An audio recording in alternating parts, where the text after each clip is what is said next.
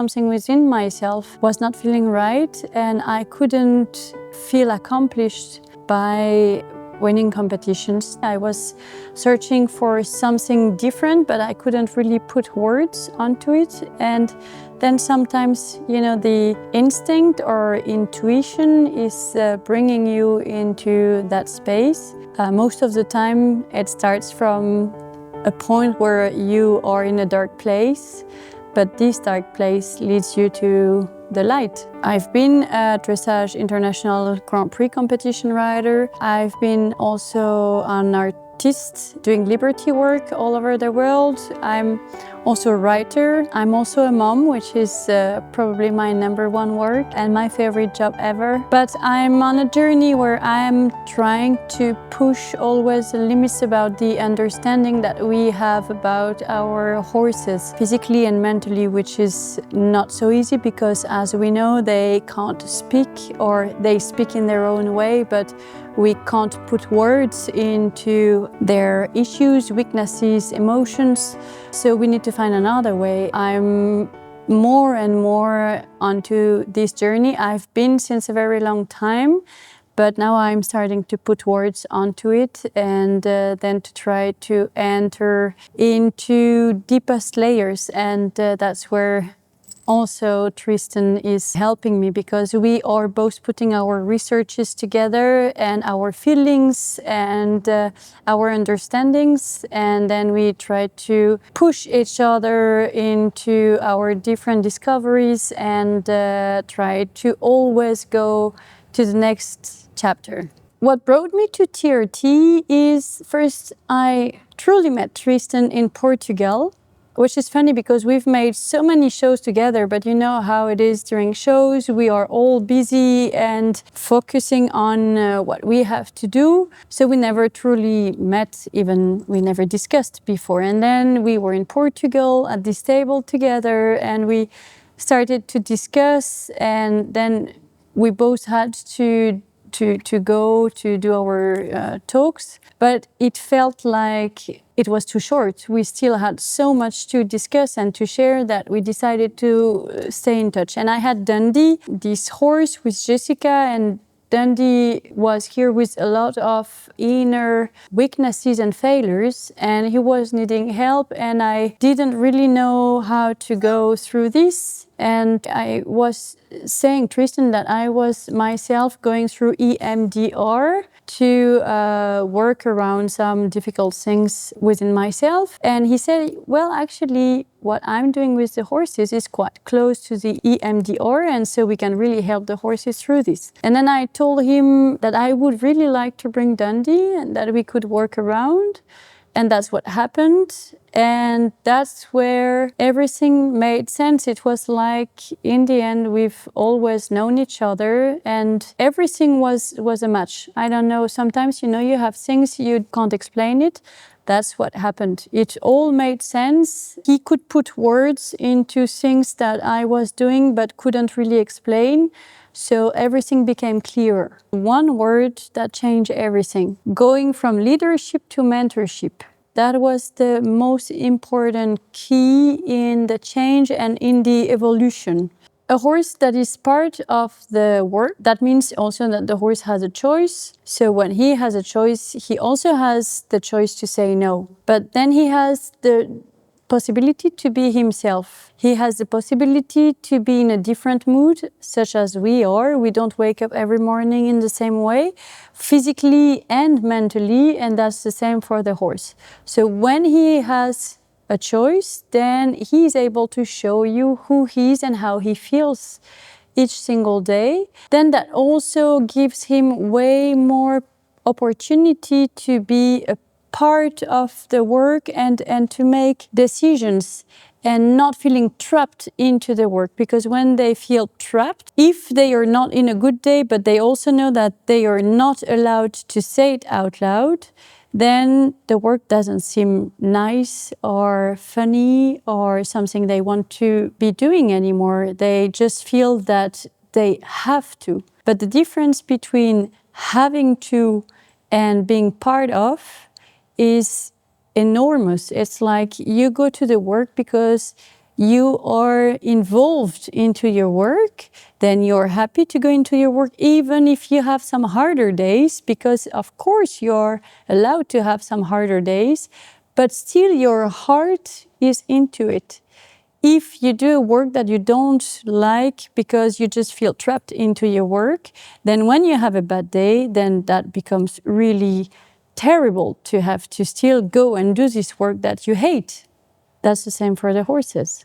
Sometimes you see your horse struggling physically or emotionally, and you don't have the answers. You don't know how to help your horse, and then this is really frustrating. It can be also scary to think, okay, I would like to bring my horse somewhere, but I don't know how to do it. I don't know how to make it happen. I don't know how to react to what he's sending me as a message. And this can put you also in a very bad place. Then when you start to have the tools to help him through his emotions and through his body, then it's okay. You see him struggling, but you know that you can help. You know how to bring him from a place that is not comfortable for him to a better place, and this helps you to find your inner peace. When you go spend some time with your horse, you need to know your horse well enough in order to be able to help him when he needs your help. And so if you're not able to acknowledge where he stands in his mindset on the day you're with him, then you won't be able to be the right person and to do the right things. So it doesn't matter if you are the next Olympic champion or if you just want to spend a nice time in the arena with your horse. It's the same thing. If you need to learn to know your horse well enough to be able to be the right person for him every single day. Exactly like you would do with your children, family, people around you. If you don't know them well enough, then you might miss some silent messages that they are sending you, that they don't feel so well, and then maybe you will say the wrong thing or the wrong sentence that doesn't feel bad to you on that day, but because they are not in the right place, then you will create a problem that wasn't meant to be. I think my body language and energy actually changed when I started to work in Liberty from the ground.